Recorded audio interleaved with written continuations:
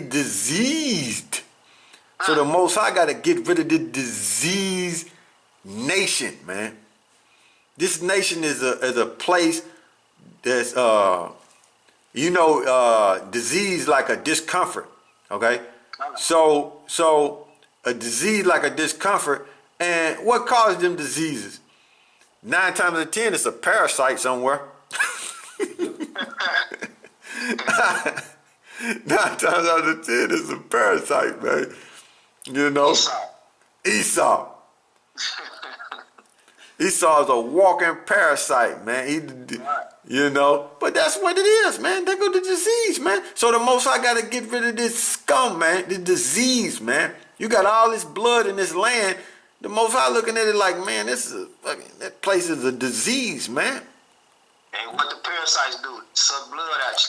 All right. It's not beneficial. It's not beneficial to you. So by Esau being in power, it's not beneficial for the nation of Israel or beneficial for the earth. Because he's destroying everything, man. You know? It's what it is. What was that, verse 12? All right. And then we're gonna read down to 13, then we're gonna jump back. Okay. It says, her scum shall be in the fire, in thy filthiness and lewdness, because I have purged thee, and thou was not purged. Thou shalt not be purged from thy filthiness anymore, till I have caused my fury to rest upon thee. There you go, man. America done, man. Let me go back. America done, man. Done. So let me go back over here. So, it says, Nahum 3:1, woe to the bloody city. It is full of lies and robbery, and the prey departeth not. Okay? You done lied about everything, Esau. You really don't even have no history. You know, you done lied about everything. You really don't even have no history. But dealing with Nineveh, they was full of lies and robbery. And Nineveh was into sorcery and witchcraft, man. Okay? They was into sorcery and witchcraft. Same way America is. Sorcery and witchcraft, man. It says,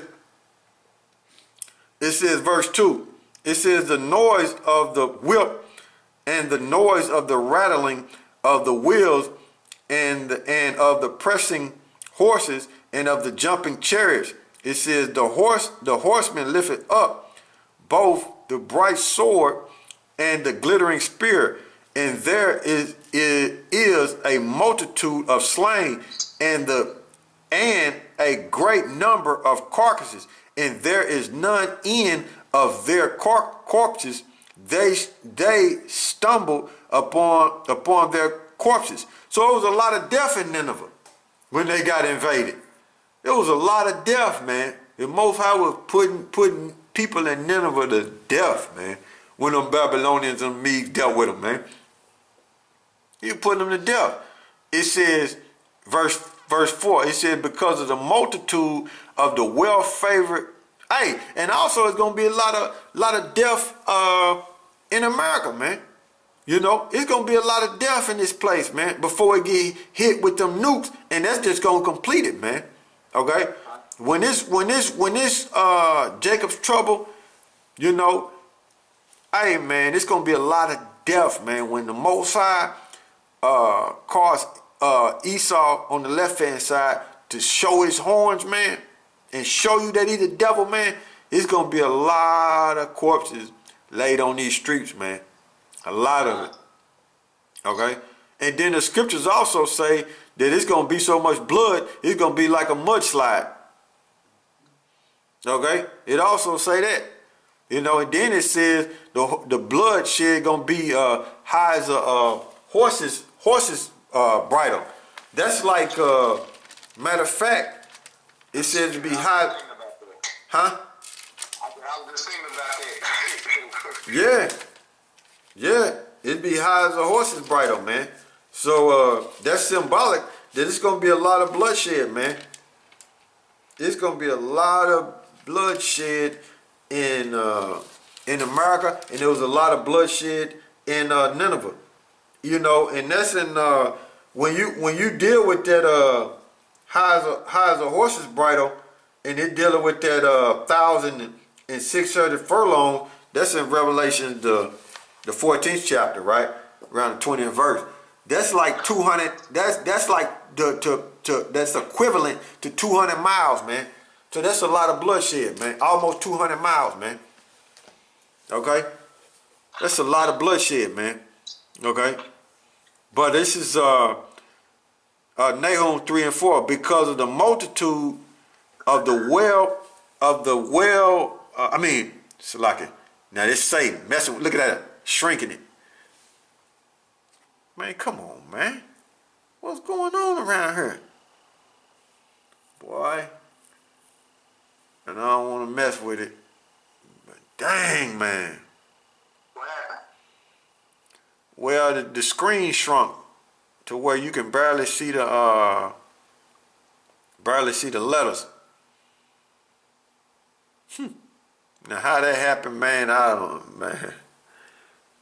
Hey, man, this is wild out here, man. Let me see, dang, I forgot how to make it back big, man. Because it pushed it down. I don't know if it's a plus sign. I can't remember how to do it to get it back. Huh? You on the laptop? Yeah. You see a little square? A little square box? Yeah, up at the top, I already hit it. Yeah, that's big. Yeah, but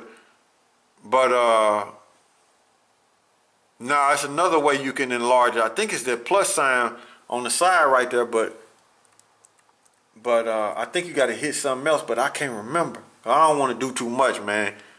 You know, but Lord willing, they can see the words, Lord willing, man. But this is Nahum 3 and 4. Because of the multitude of the whoredoms of the well-favored harlot, the mystery of witchcraft that selleth nations through her whoredoms and families through her witchcraft. So Nineveh did that. You know, they was into sorcery and witchcraft. And that's the same way America is, sorcery and witchcraft, man. Okay? That's why these people are bamboozled in a confused state and don't know what's going on, man. Cause America used that trickery, man. Okay? To seduce people to follow their ways, man. So that's all witchcraft, man. It's in the music, it's in the movie, it's in the drugs.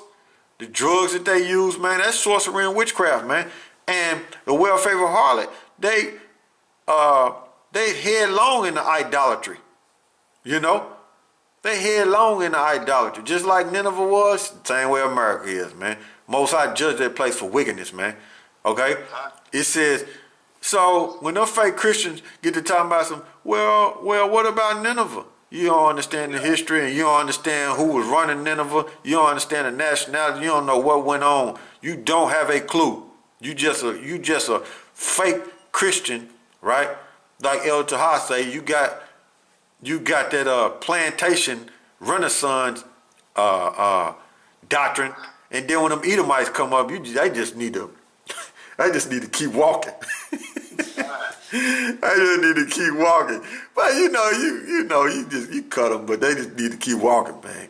They don't understand what's going on. First thing come out their mouth is, it wasn't me. Nah, don't worry about it. Don't worry about it. You're going to pay.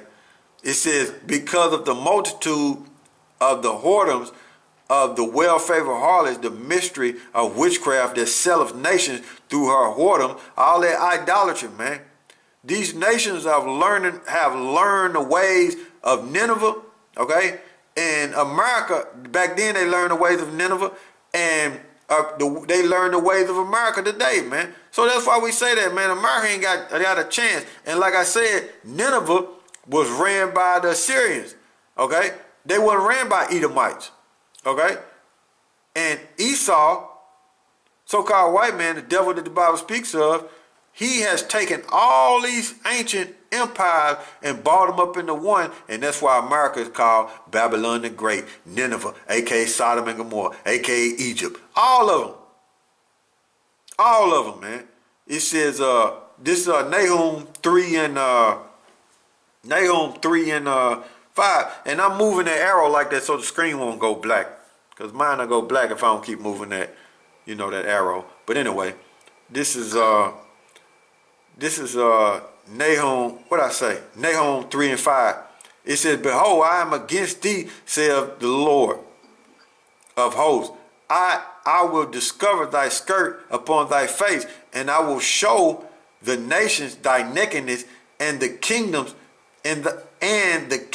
thy shame. So Nineveh was put to shame, man. The skirt was lifted up on Nineveh. Nineveh was destroyed. It was taken down by the Babylonians and the Medes. And hey, that's what it was, man.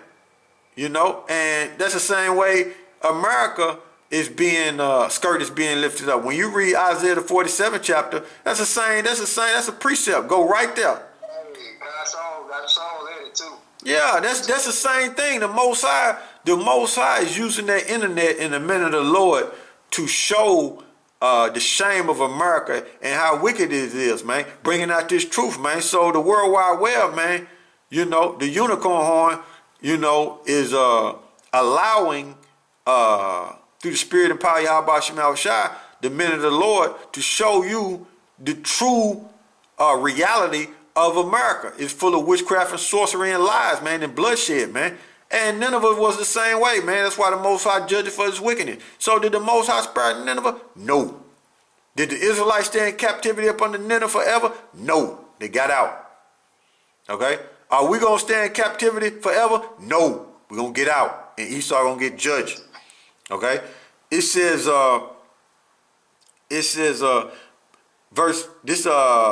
Nahum 3 and 5, it says, behold, I am against thee, saith the Lord of hosts. I will discover thy skirt upon thy face, and I will show the nations thy nakedness, and the kingdoms thy shame. I will cast abominable filth upon thee, and make thee vile, and will set thee as a gazing stock. Hey, man. When the Most High judge this place, same way he judged Nineveh, everybody gonna be looking like, man, look how they got taken down. Okay, look how they got taken down. But I got a little article here too. I want to check this out. This is an amazing Bible timeline with world history. It says Nineveh destroyed. It said Nineveh was an ancient capital in the Syrian Empire.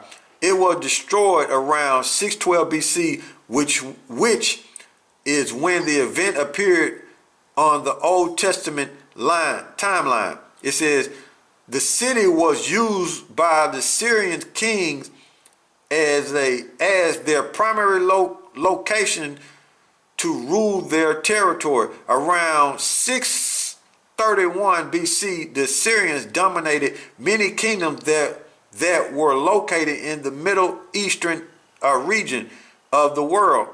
They had defeated these people and then transported many of them to different lands within their borders. This policy was used against Israel and Judah. Okay? As a matter of fact, the Most High used the Assyrians to punish the Israelites for their sins. He allowed them to force the northern tribe into exile.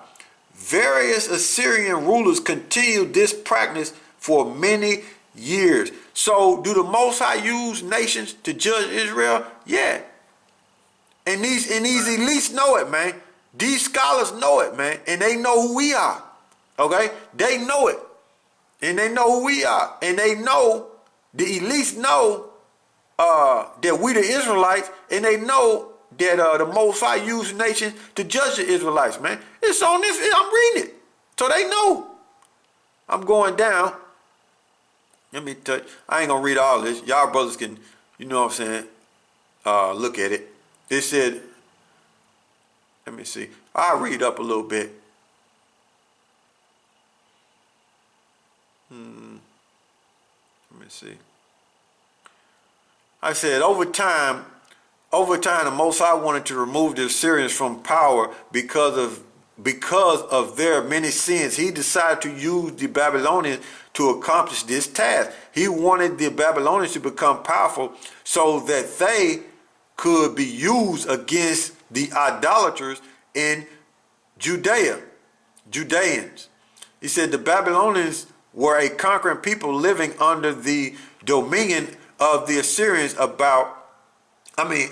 and about 625 BC they arose to power and launched an assault against the Assyrian empire. The Babylonians pushed toward Nineveh, which was the seat of the Assyrian power. While the Assyrians were preoccupied with the Babylonians, a tribal group known as the Medes assaulted Nineveh and destroyed the city. There were quite a few prophets who prophesied against Nineveh. They included Jonah, who was upset with the Lord for saving the people from judgment, and Nahum, who denounced the cruel acts of the Assyrians did to his people when they held them captive. The book of Nahum explained the vivid detail why the Most High had decided to destroy Nineveh. So did the Medes and the Babylonians go against Assyria? Yes. Did it go against Nineveh? Yes. Now I'm gonna hit you with something. Now the Babylonians, which were the Ethiopians, and the Syrians, they was always at war, man. They was always at war when you go deep into the history. And when you read Daniel's, this is a nugget. When you read Daniel's, the 7th chapter, at the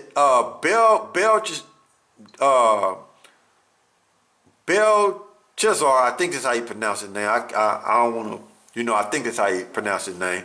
But when you deal with Daniel, the book of Daniel's, it was a coup, okay? It was an overthrowing of the Babylonians, okay? But the last rulers, when Cyrus them came into power, those were Assyrians. They had overthrew the Babylonians, which were Ethiopian. So it was a coup, man. So the actual Babylonians, the rulers, was not in power at that time. It was the Assyrians during the time of Cyrus them. Okay, but that's a nugget for you. And if you don't believe me, I could give you the name of that one of those kings. His name was Nabonius. He was a Syrian, okay? And it was around the time 556 between 539. So Nabonius, which is how you say it, is Nabonidus.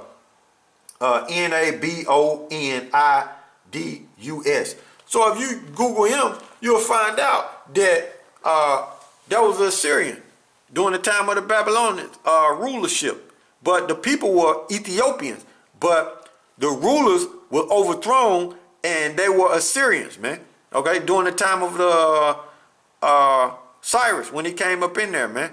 You know, when Cyrus, when he came into power, and Darius went up in Babylon, man. Ha! So that's a nugget for you. But anyway, it says there were quite few prophets who prophesied. I already read that. So let me go down a little bit more. Oh.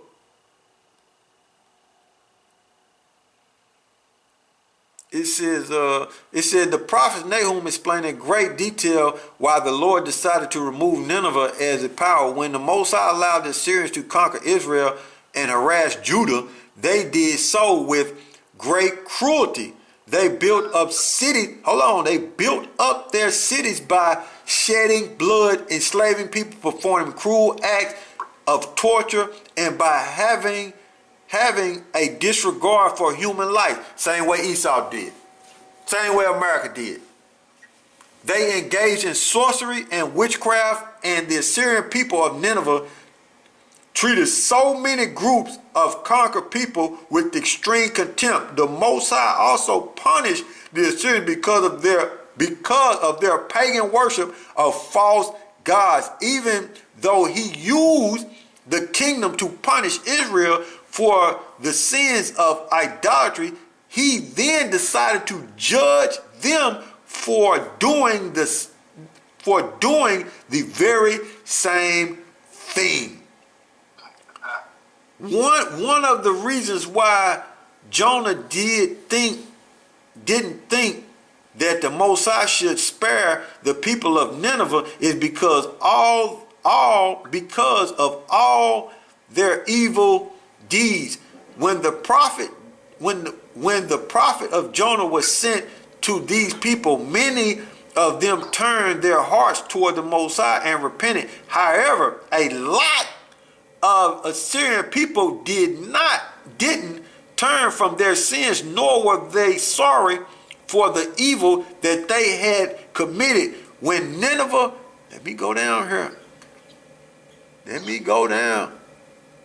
I was just gonna read a little bit of it, but I went in. You know what I'm saying? I went in.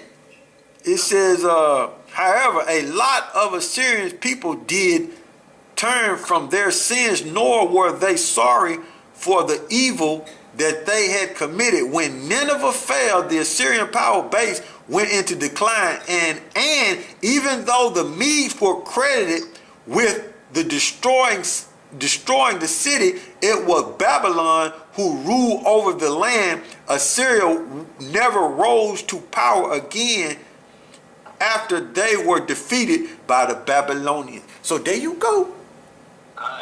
There you go. So going back over here. So we read Nahum 3:6, and I will cast abominable filth upon thee and make thee vile, and will set thee as a gazing stock. And it shall come to pass that all they that look upon thee shall flee from thee, and say, Nineveh is laid waste. Who will bemoan her? Question. Whence shall I seek comfort for thee? So all that bloodshed and all that killing, nobody wasn't mourning for Nineveh. Okay, nobody wasn't mourning for, because that was a cruel nation. Hey, man, when Esau go down, man, nobody gonna be mourning for Esau, man. Hell no. Man, they ain't gonna, when you Edomites and you fake Christians get put to death, ain't nobody gonna be mourning for y'all, man. No. Nobody. You out of there. Okay? It says, let me see. It says, verse 8. It says, art thou better than populace? No. In other words, the multitude of the nations that was around about you that got overthrown, are you better than them? Nah. That's the way the Most High looked at Nineveh, and that's the way we look at America. The same in the spirit and power of YAHAWASHI. There was let me see. It says, art thou better than the populace? No. There was